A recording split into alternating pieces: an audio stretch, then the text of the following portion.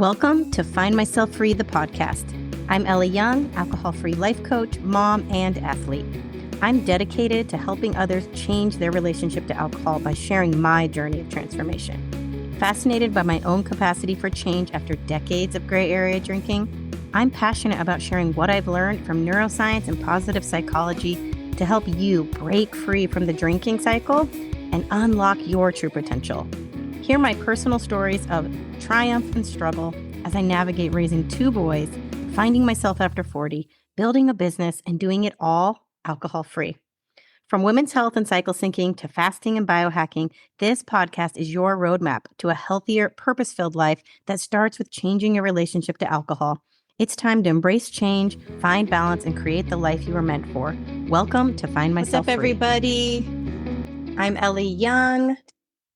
It is day 11 of Sober October. Welcome to Find Myself Free. This is where I help you guys break your habits around drinking alcohol and help you break free. And today we're going to be talking about the psychology of change. So I've always been incredibly curious about why I was able to change when I did. I had been wanting to change my relationship to alcohol for a really long time, but I had no capacity for doing it. And it wasn't until dry January of 2021 was when I finally made some huge leaps in my brain and I was able to change. So I wanted to share with you because I learned a lot of this stuff after the fact, after I had already gone through it. And so my goal here in sharing all of this with you today is that you will be able to learn the psychology of change, identify what phase you are in so that you can help yourself move into that next phase. So to help yourself kind of progress through these things. Because when I did it, I wasn't aware, but if I had known these things, I could have probably moved through these phases a little quicker and with a little more, effectiveness without the ups and downs of like trying to quit alcohol and then failing and shaming myself and, wondering what was wrong with me and then trying again and then failing again. So this method goes hand in hand with the thought work we do about identifying the thoughts about alcohol that are keeping you stuck in the drinking cycle and replacing those with new thoughts that better serve you. So the one thing that we should keep in mind through all of this, kind of the different states of change is always be assessing your readiness. And this is something, it's just a quick little run through 5 criteria of how ready you are for change. One of them is, the first one is, it has to be for you first. You have to be approaching this change for you first. Yes, it's going to benefit every single person in your life that you come in contact with, but you have to be doing this for you. It's that whole idea of putting on your oxygen mask first. Number 2, the change has to be up to you. So no one is going to do this for you. You have to be approaching this change going, I have to do this myself. All right. You can get help with a coach. You can get help from friends and stuff. But when a push comes to shove, it's up to you to do this change. Number 3, the change has to be urgent. And this is an interesting one because people are like, what do you mean by urgent? And it's like, you have to be unwilling to spend another day the way you've been living. And this sometimes can mean it's caused some pain in your life. And you're like, I don't want to feel this way ever, ever, ever again. Hangovers can do that to people. People always make a lot of promises when they're hungover, like, I will never, ever drink again. So holding on to that idea, this urgency that like, I never want to do this again. I am so ready to level up my life. I'm so ready to change. You have to want it more than you fear giving it up. And that's what that urgency is. Number 4, the change has to be necessary. I consider giving up alcohol now a prerequisite to getting the life that I've always dreamed of. Removing alcohol was completely necessary. I couldn't have grown. I couldn't have progressed in the way that I did if alcohol was still a part of my life. So this change has to be necessary. You have to need to do it now. And then the last one is you have to believe in yourself. You actually have to believe that it's possible. All right. Hope is what is going to pull you forward in this process. If you are constantly living in the past and saying, I can't change, look at me, look at all the things I've done, look at how I've always drank, and you're focused on your past, it's impossible to move forward. You have to believe that it's possible for you to change, and you have to focus on that future self and let that future pull you forward. All right. Belief in the possibility is incredibly important. So that's the 5 criteria for like assessing your readiness. And now we get into like the different stages of change that you could possibly be in. So number 1 is called the pre-contemplation phase. This is also considered the like lack of awareness phase. If a lot of people are in this phase, if they are unaware that there is even a problem with their drinking. A lot of people are just like, I'm having a good time. I get hungover. I'm not correlating any issues in my life that are bad with my drinking. I'm just blissfully unaware that, everything is good to go. So that's that kind of pre-contemplation phase. There's an ignorance of the problem, and there's kind of a denial that there is a problem. Like, no, like only people who have a problem with alcohol have to stop. I don't have a problem. Like that's those other people over there. So there's a lot of denial going on. If you're kind of in this phase where you're like, why should I have to drink? I don't think stop drinking. Why? Then some strategies you can use to kind of push yourself out of this phase, out of the pre-contemplation phase into the contemplation phase, is to kind of rethink the behavior and investigate it, question it. Like, what would have to happen? Usually it's a bad thing, in order for me to assess, like, take a look at this and go, like, would it have to be a DUI? Would it have to be like, I wasn't able to go to work that day? Would it have to be me being really, really drunk in front of my kids? What would it have to be for you to really look at your drinking and say, okay, this needs to change. All right. So that is one way you can start to like kind of motivate yourself out of the pre-contemplation phase and into the contemplation phase. So contemplation phase, this is kind of marked by you're now aware that this is an issue. I should probably do something about it, but you're still unconscious about how you need to change. There's a lot of ambivalence here. There's a lot of like, yeah, I should probably stop drinking, but is it really worth it? It starts to feel like such a sacrifice, and it doesn't feel worth it. You feel like it's too much fun. It provides me all these things. How could I ever give up drinking? Even though I know I should, even though I know it'll be healthier for me. So there's this kind of ambivalence. And right then you kind of start to assess these kind of pros and cons, and you're like, well, it's not really worth it. So, and you can't really, a lot of people get stuck in this phase for a super, super long time because they don't have any new information that is going to start to weigh on that side of being like, no, actually, this needs to change. So you can start to kind of, to get out of this phase, you need to confirm your readiness again, assess those readiness, characteristics, and then also assess, like, what are the barriers to me changing? Like, what environments am I putting myself in that are really preventing me from living my life in any other way? Like, are you showing up at the same places with the same people who do this type of behavior that you're trying to change? It's nearly impossible to change yourself if you are going into environments where everybody else is doing that thing that you're trying to stop doing. And again, this is only temporary. You don't need to stop hanging out with these people or stop going to these places permanently, but you do need to dial it back when you are trying to change yourself. Okay. We are shaped by our environments. So if you are putting yourself in a drinking environment, it is going to shape you into a drinker. That's just how it is. We are the result of the people we hang out with and the places we go to. So how are you, shaping the environments that you're in?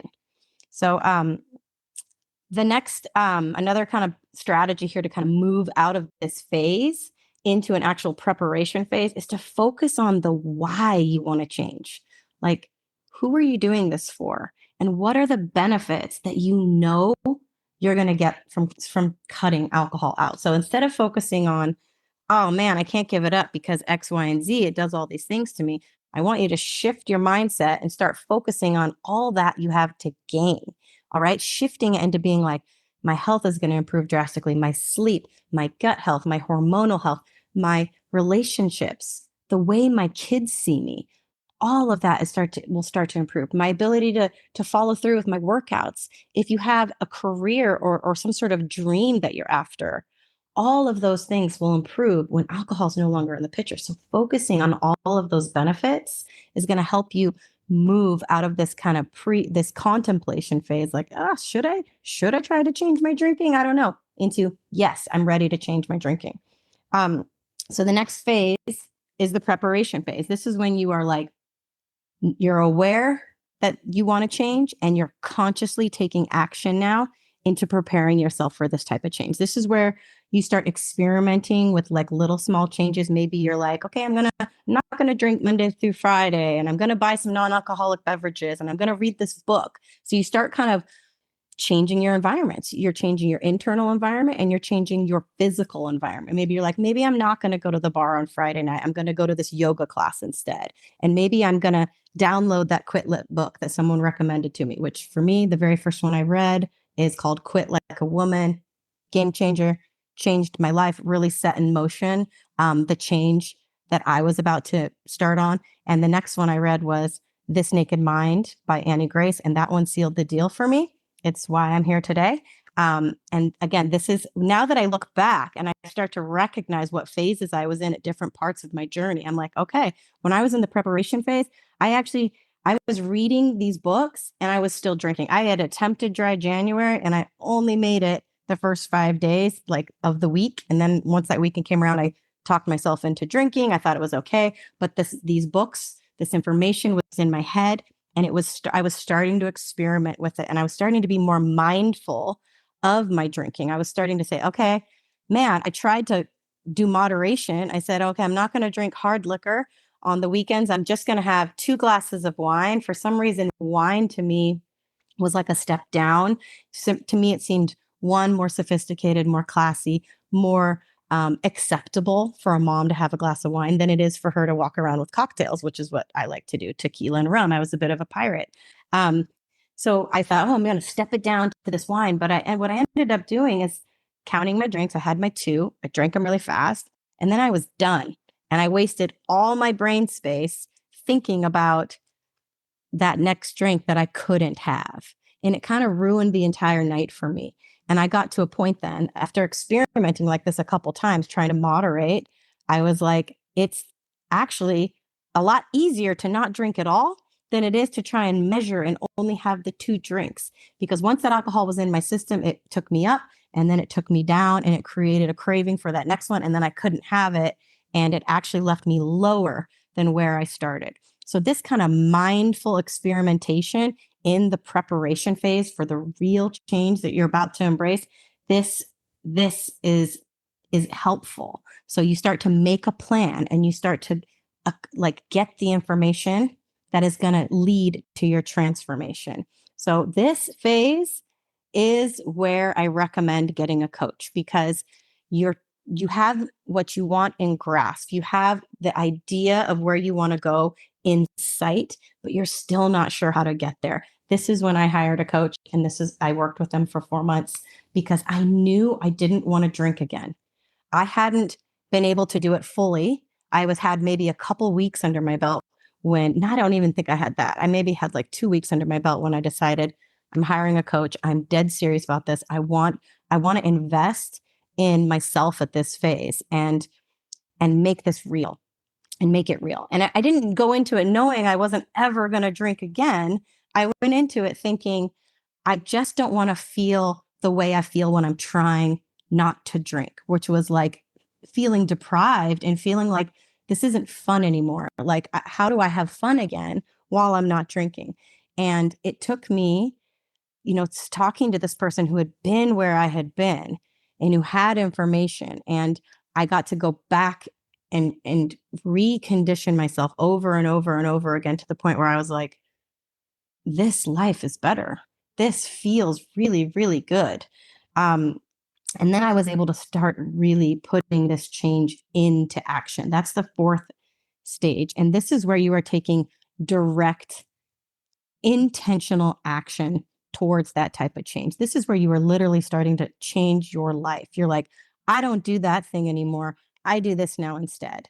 And I wake up and I have an intentional daily ritual to set myself up for success so that I stay above that 50% line and I don't get to a place where I feel like I need to cope with alcohol.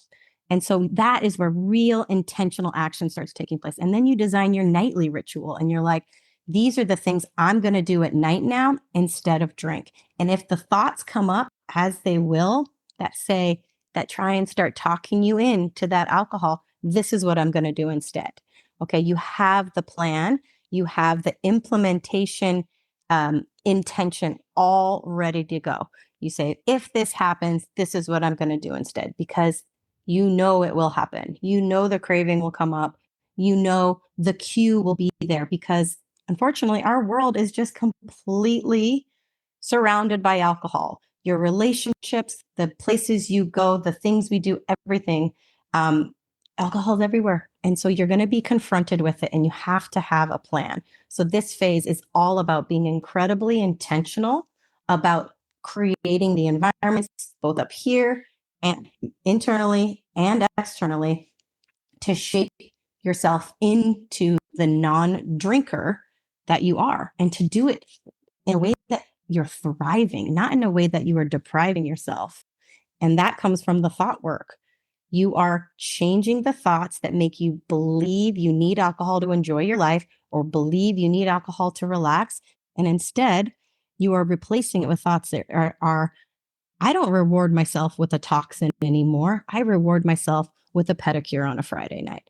I don't reward myself with something that completely wrecks my sleep. I reward myself with the most glorious baby-like sleep of my entire life by designing a nightly ritual with yoga and candles and a bath and a delicious meal and good smells, all these things to make my nighttime and my sleep incredible. And if you've ever woken up after the most restful sleep of your life, once you've accrued enough non-drinking days, it will change your life. You will be like, whoa, I had no idea I could even feel like this.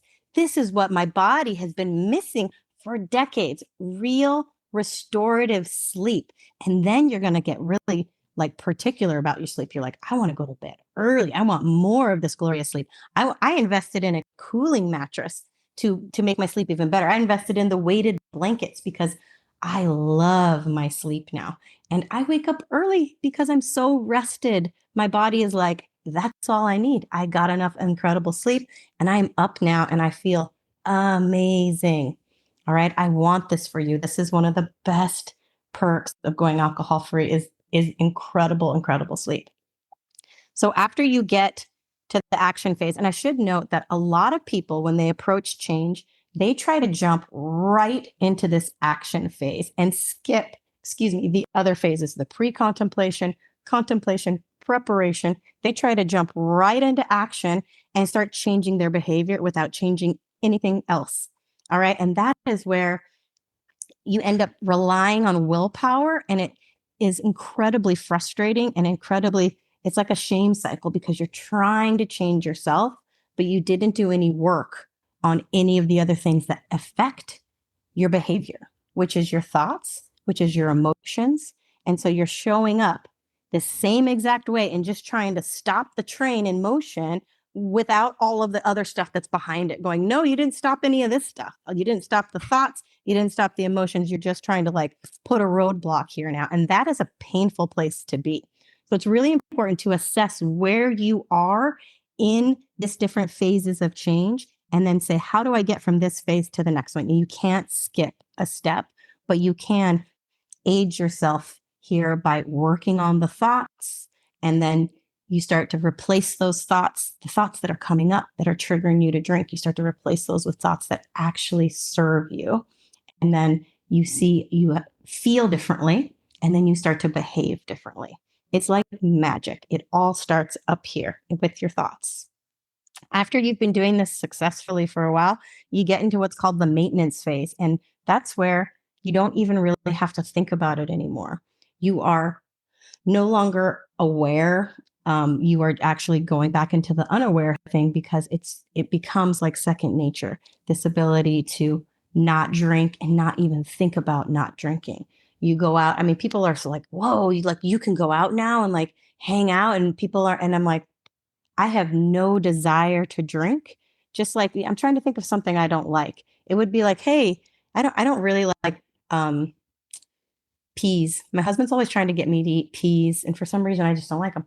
And someone's like, "Whoa, you don't eat peas? How come you don't want to eat peas?" And it's like I have no desire to eat peas. Like I have no desire to drink alcohol. It's not a can you take it or leave it thing. It's literally like there's no desire. So there's no struggle inside me. It feels really easy to just say, no thanks. And it's not awkward anymore. And this is the maintenance phase. And it's actually, you get there sooner than you think. And there's the awkwardness that you might feel early on isn't really about you. It's kind of your experience with other people, because other people are going to ask strange questions. Other people are going to say the wrong thing. And all of that, you need to know, is not about you. It's about them. And so a lot of that awkwardness you kind of learn, it goes away. It starts to get easier and more comfortable.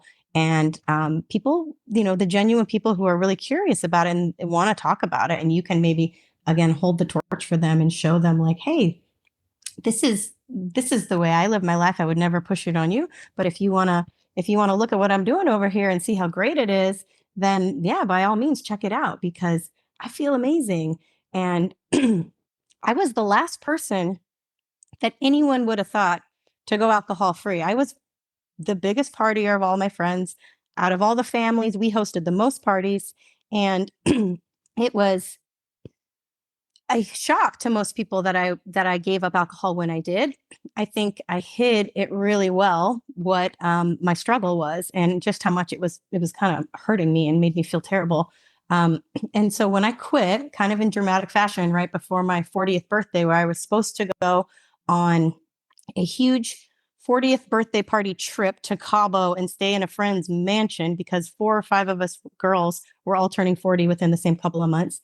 And I pulled myself from that trip, and everybody was shocked and kind of offended, because they wanted to know, like, how come you never told us? We didn't know you had a problem. Everyone also wanted to use me. They wanted to know if I had a rock bottom or had some sort of moment, defining moment that really was like, I could never do this again.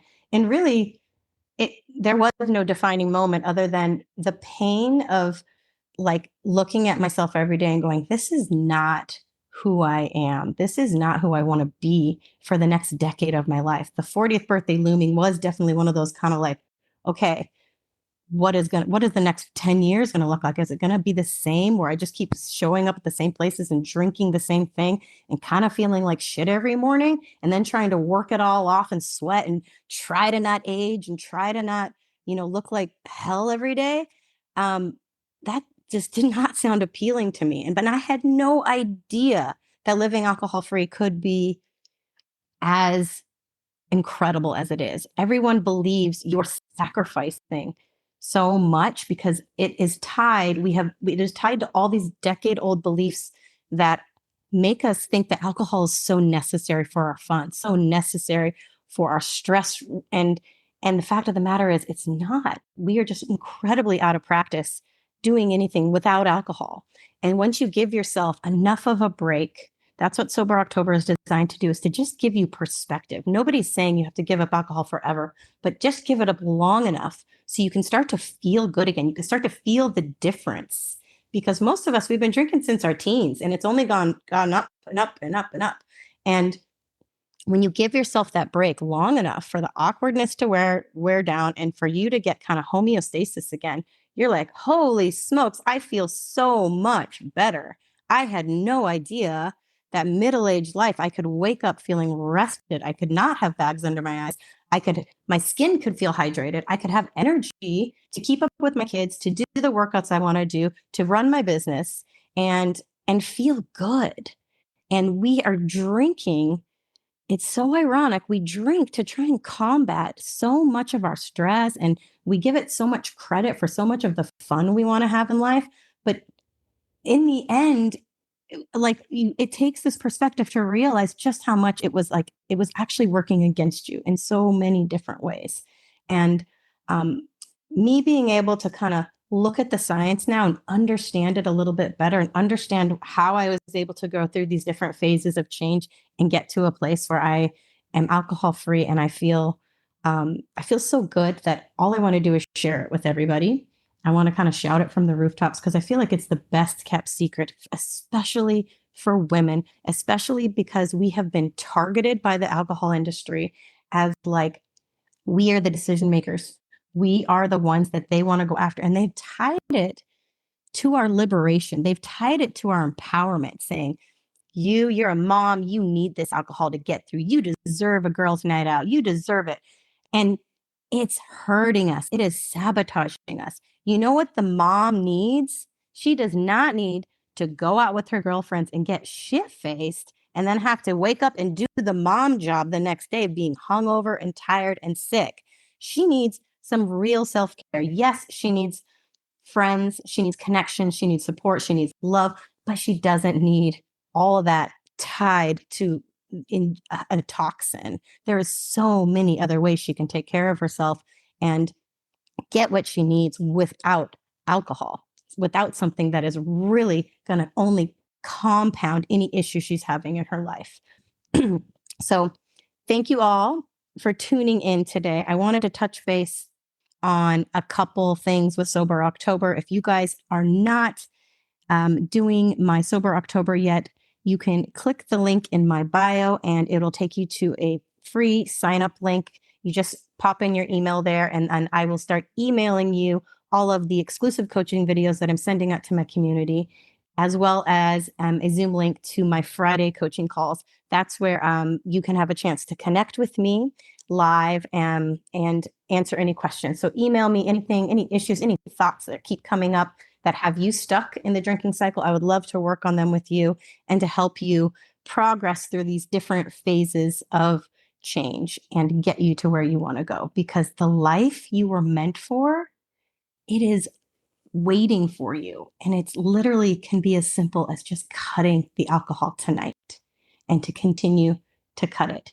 and see where that takes you. It is worth it. It is worth experimenting. You've been a drinker. You've done that for decades. What's on the other side? Aren't you curious? Aren't you curious, like, to find out how much better you can feel and just how many ways it was holding you back? Let me speak from someone who's been there now. It's the best move I've ever made. It's the best thing I've ever done for my family. And I wish I would have done it sooner. So thank you for joining me today. And I hope to see you soon. Hey team, you've just listened to an episode of Find Myself Free. And if some part of this left you wanting more, if your curiosity has been piqued and your intuition is telling you, I'm ready for more, I'm ready to look at my relationship to alcohol and find out just how much it's holding me back, then check out my coaching offers at findmyselffree.com. I offer the Brave course to kickstart your break on your own time, or you can hop on a call with me and talk about one-on-one coaching. I worked with a coach for 4 months at the start of my alcohol-free journey, and it made all the difference. Being able to talk to someone who knew what I was going through and could help me navigate my new world gave me a foundation of support I could build on. And it's a big reason why I'm a coach today. I want to help others find their freedom and level up their health. As always, if you like this episode, please like, follow, and share. And until next time, I'm with you. You got this.